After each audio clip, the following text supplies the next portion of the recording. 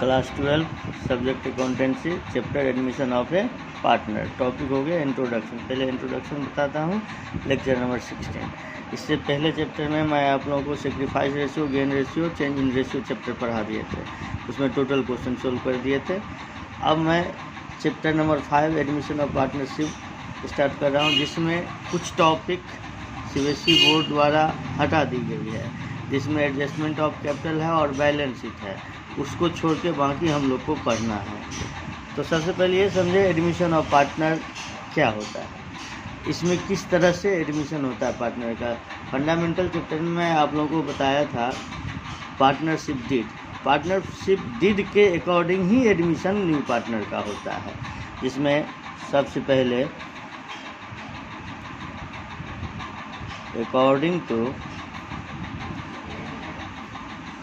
Section 31 of Indian Partnership Act 1932, according to section 31 of Indian Partnership Act 1932, a person can be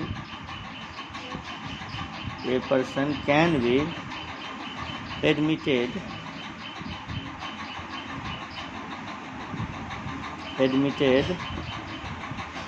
as a partner, first if it is so agreed in the partnership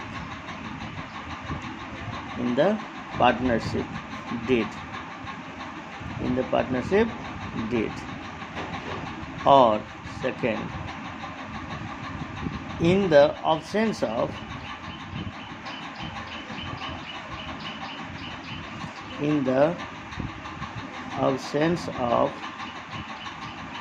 the above, if all the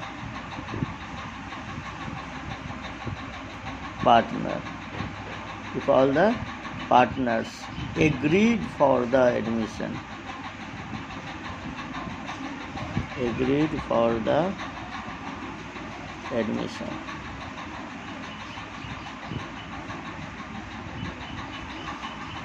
partnership act 1932 के section 31 के तहत कोई भी एक नया partner admit तब हो सकता है जब नया पार्टनर एग्री होगा एडमिशन लेने के लिए। उसके बाद सेकेंड कंडीशन है, जो पुराना पार्टनर है, पहले से 2 या 2 से अधिक जो पार्टनर हैं, वो भी अगर एग्रीड होगा, जो न्यू पार्टनर की आवश्यकता है उसमें एडमिशन लिया जाए, तभी नया पार्टनर का एडमिशन हो सकता है इस पार्टनरशिप न्यू एडमिशन में।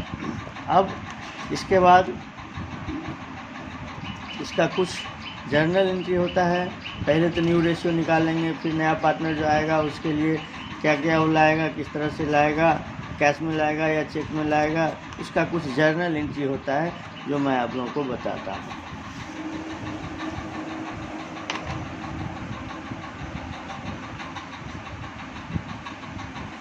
Journal entries. पहला कंडीशन, जर्नल एंट्री का पहला condition, for premium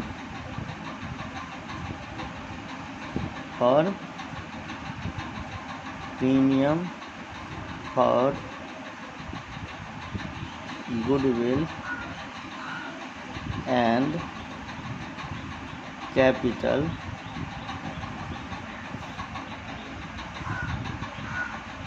brought in cash or check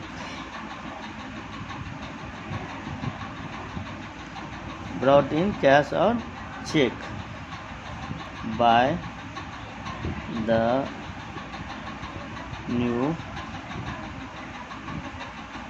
partners, by the new partner या न्यू इनकमिंग पार्टनर लिखिए, न्यू इनकमिंग पार्टनर। इसके लिए हम लोग एंट्री करेंगे, कैश होगा तो कैश अकाउंट, चेक रहेगा तो चेक के बदले में bank account, debit to premium for goodwill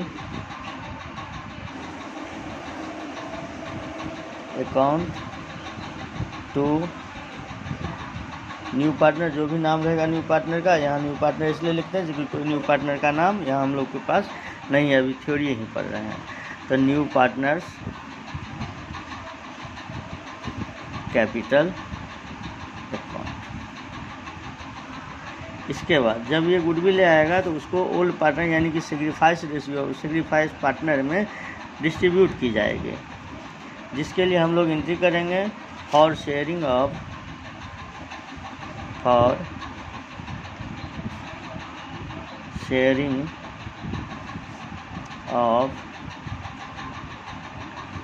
premium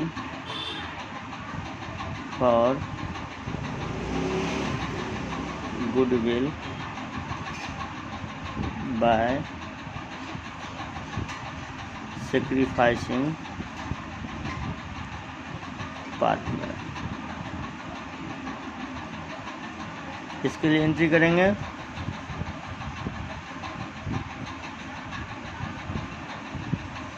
premium for goodwill account debit to sacrificing partner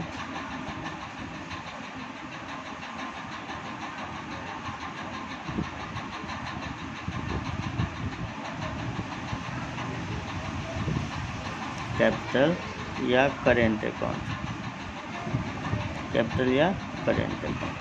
ठीक है, इस तरह से जब गुडविल आएगा तो उसको हम लोग डिवाइड कर लेंगे। कभी कभी क्या होता है बिजनेस में, पहले से गुडविल रहता है जिसको हम लोग बोलते हैं अपीयरिंग गुडविल। जब पहले से अपीयरिंग गुडविल होगा तो उसको हम लोग रिटेन ऑफ करते हैं, जिसके लिए लिखेंगे एंट्री नंबर 3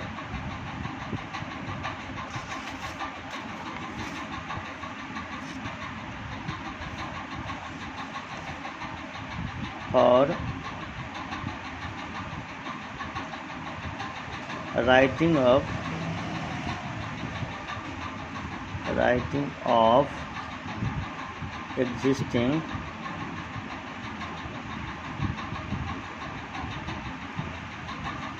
गुडविल, यानी कि ओल्ड गुडविल को जब रिटेन ऑफ किया जाएगा, समाप्त कर दी जाएगी, तो उस कंडीशन में हो जाएगा ओल्ड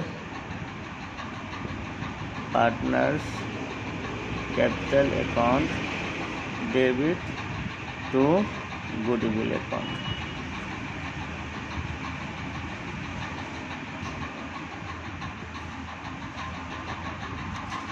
इसके बाद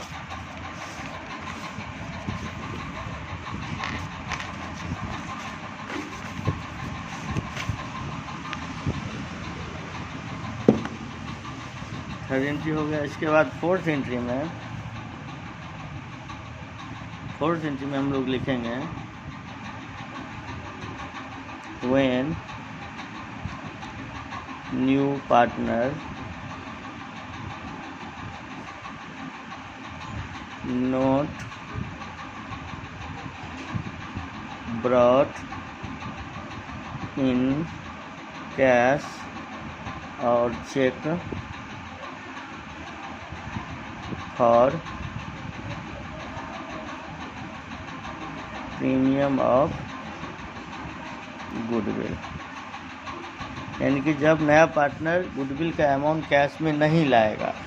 कैपिटल तो लाना नेसेसरी है न्यू पार्टनर के द्वारा, लेकिन कभी कभी होता है जो न्यू पार्टनर का इकोनॉमिक कंडीशन अच्छी नहीं होने के कारण प्रीमियम का या गुडविल का अमाउंट वो कैश में नहीं ला पाता है। जब वो कैश में नहीं ला पाएगा तो उस कंडीशन में हम लोग एंट्री करेंगे new partners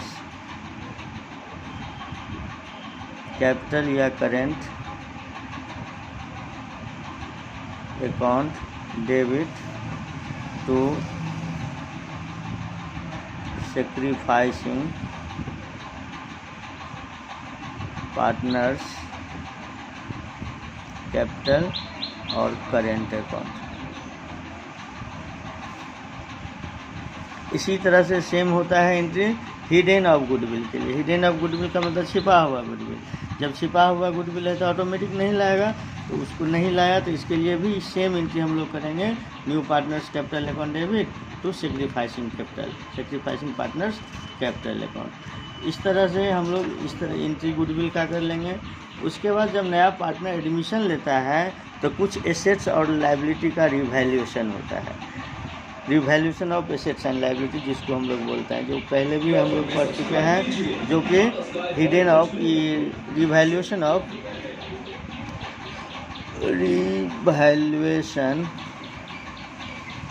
of assets and liability. इसके लिए हम लोग एंट्री करेंगे। जैसे पहला कंडीशन है for an increase in value of assets. जब एसेट्स के वैल्यू में इंक्रीज होगा तब एंट्री हम लोग करेंगे एसेट्स अकाउंट डेबिट। एसेट्स में यहाँ डिफरेंस टाइप का एसेट्स हो सकता है। जो भी एसेट्स है, प्लांट है तो प्लांट, मशीन है तो मशीनरी, जो भी रहेगा, फर्नीचर रहेगा तो फर्नीचर, जिस टाइप का एसेट्स रहेगा, जिस एसेट्स का नेम रहेगा उस एसेट्स का हम लोग नेम लिखेंगे। तो इसलिए यहाँ एसेट्स ब्रैकेट में इंडिविजुअल लिख देते हैं।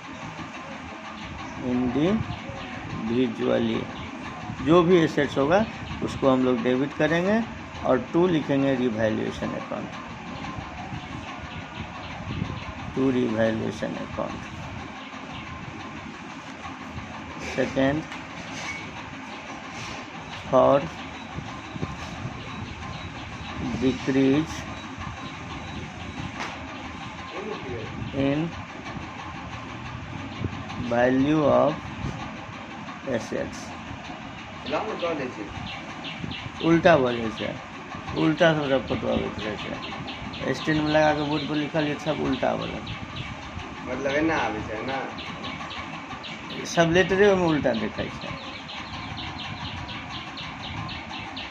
रियलाइजेशन अकाउंट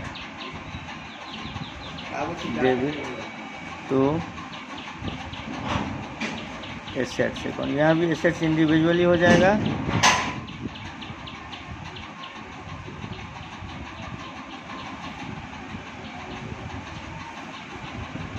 थर्ड, इसी तरह से for increase in amount of liability, जिस तरह से इंक्रीज हुआ एसेट्स में उसी तरह से डिक्रीज हुआ एसेट्स में, उसी तरह से लायबिलिटी भी इंक्रीज हो सकता है और डिक्रीज हो सकता है। For an increase in value या अमाउंट ऑफ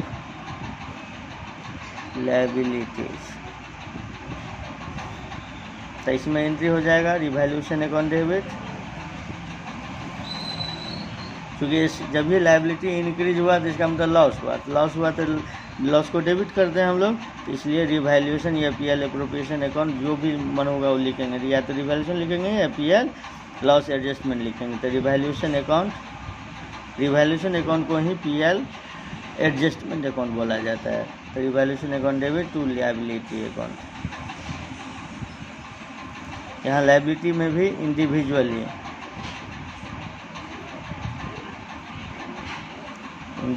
जो भी लायबिलिटी, चाहे क्रेडिटर है, बिल्स पेबल है, बैंक ओवरड्राफ्ट है, आउटस्टैंडिंग है, जिस टाइप का भी लायबिलिटी रहेगा उसका नाम लिखेंगे। फिर फॉर डिक्रीज इन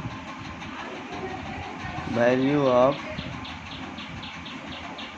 लायबिलिटीज, और decrease in value of liabilities just opposite entry हो जाएगा।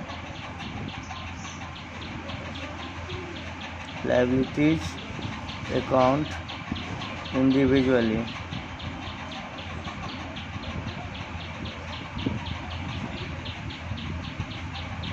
Debit to revaluation account.